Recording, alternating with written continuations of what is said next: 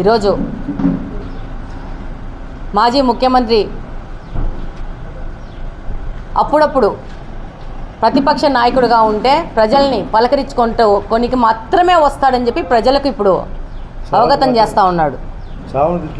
అధికారంలో ఉంటే హెలికాప్టర్ ఎక్కేసి ఆ పక్కన ఈ పక్కన తిరుగుతూ ప్రజల గురించి పట్టించుకొని ఈ మాజీ ముఖ్యమంత్రి గురించి ప్రతి ఒక్కరు చర్చించుకోవడం మొదలుపెట్టినారు. ఈరోజు అక్కడ ఏదో జరిగిపోయింది ఉపద్రవం అని చెప్పి న్యాచురల్ కెలామిటీలో అక్కడ డ్యామేజ్ జరిగితే దాని మీద ఆల్రెడీ అధ్యక్షులు గారు చెప్పడము, అక్కడున్న ఇన్ఛార్జ్ గారు వెళ్ళి అక్కడి నుంచి పరిశీలించడము, నిన్ననే దాని మీద మంత్రి గారితో మాట్లాడడము, అధికారులను సంసిద్ధం చేసి ఎంత డ్యామేజ్ జరిగింది దాని మీద ఒక సర్వే చేసి ప్రభుత్వం ఆల్రెడీ ఈ యొక్క డిజాస్టర్ మేనేజ్మెంట్ కింద డిజాస్టర్ యొక్క వీళ్ళకు రైతులకు ఏ విధంగా ఆదుకోవాలనే అంచనాల మీద ముందుకెళ్ళిపోయాక ఈయన తన సొంత కార్యక్రమం మీద పులివెందులకు వచ్చి దాన్ని కూడా రాజకీయం చేసుకుంటూ సొంత పనికి వచ్చి రాజకీయ పని కూడా చేసుకోపోవడానికి పోయి అక్కడ ముసలి కన్నీళ్ళు కార్చడం జరిగింది. అక్కడ అధికారులు కానీ ప్రజలు కానీ చెప్తున్నారు మాకు దీనికి ఇన్పుట్ సబ్సిడీ ఉంది అని చెప్తున్నా కూడా అర్థం కాని పరిస్థితుల్లో మాజీ ముఖ్యమంత్రి గారు ఉన్నారు. ఏ రోజైనా అధికారంలో ఉన్నప్పుడు ఈ గత 8-10 సంవత్సరాల క్రితం వరకు ఆయనే ముఖ్యమంత్రిగా ఉన్నారు.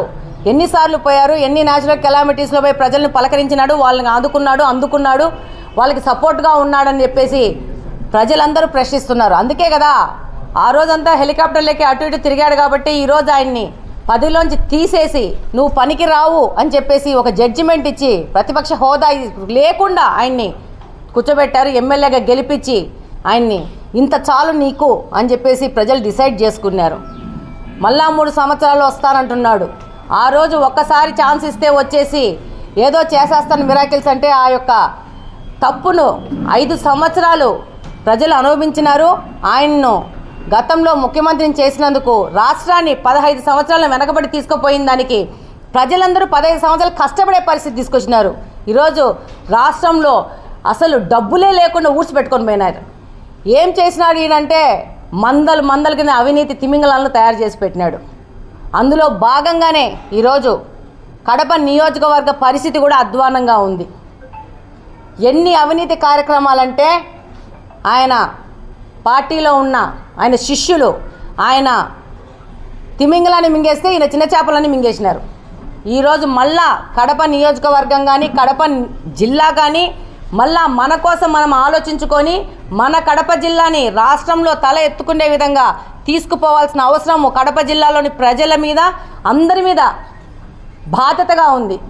ఈరోజు అధికారం లేకపోతే ముసలి కన్నీళ్ళు కాల్చుకుంటూ వచ్చి ఇలాంటి రాజకీయ నాయకుల్ని ప్రాలదొరాల్సిన అవసరం ఉంది. డెఫినెట్గా ప్రజలు ఆయన అనుకుంటున్నాడు ఇంకా ప్రజలు ఇంకా అమాయకంగా ఉండారు, ముద్దులు పెడితే హగ్గులు ఇస్తే ఇంకా ప్రజలు అదే మాయలో వచ్చేసి పడిపోతారన్నారు. ఒక్క ఛాన్స్ ఇచ్చి ప్రజలు అనుభవించింది చాలు. వాళ్ళెవ్వరూ నీ మాటలకి నీ చేష్టలకి నీ యొక్క దానికి పడిపోయే పరిస్థితుల్లో ప్రజలు లేరు. డెఫినెట్గా ప్రజలు నువ్వు వద్దు బాబోయ్ అని చెప్పి ఈరోజు 11 సీట్లతో మిమ్మల్ని పరిమితం చేసి ఈ రాష్ట్రంలోంచి పాల్దోరారు. ఈరోజు మీరు ముఖ్యంగా మొన్న అసెంబ్లీ సమావేశాల్లో చూసింటారు. కొంతమంది వైసీపీకి సంబంధించిన ఎమ్మెల్యేలు దొంగగా వచ్చి రిజిస్ట్రార్లో సంతకం పెట్టి పోయారు. అంటే వాళ్ళు ఎంత తపన చెందుతున్నారంటే ఆ 11 మందిలో కొంతమంది అసెంబ్లీలో కూర్చోలేకపోతున్నాం అంటే ఈయన ప్రెషర్ వల్ల కూర్చోలేకపోతున్నాం కాబట్టి వాళ్ళు దొంగగా వచ్చి సంతకం పెట్టి ఆనందపడుతున్నారు. అంటే వాళ్ళ గతి ఎంత అధ్వాన్నంగా చేసినారంటే వాళ్ళని రానియకుండా శాసనసభలోకి రానియకుండా ప్రజల సమస్యల గురించి ప్రశ్నించకుండా కట్టడి చేస్తున్నాడు. ఇది ప్రజాస్వామ్యం కాదు.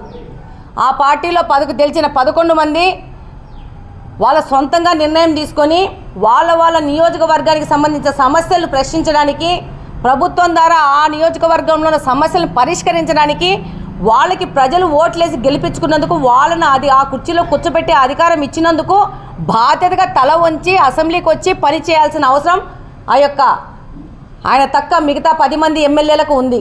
ఈరోజు రాలేకపోతున్నారు. దొంగ సంతకాలు పెట్టుకుని అసెంబ్లీలోకి రాకుండా మరి అసెంబ్లీలోంచి రిజిస్టర్ బయటికి తీసుకుపోయినారో లేకపోతే అసెంబ్లీకి ముసుగు కప్పుకొని వచ్చి సంతకాలు పెట్టుకుపోయినారో ఆ సంతకాలు పెట్టుకుపోయిన వాళ్ళే తెలుసు.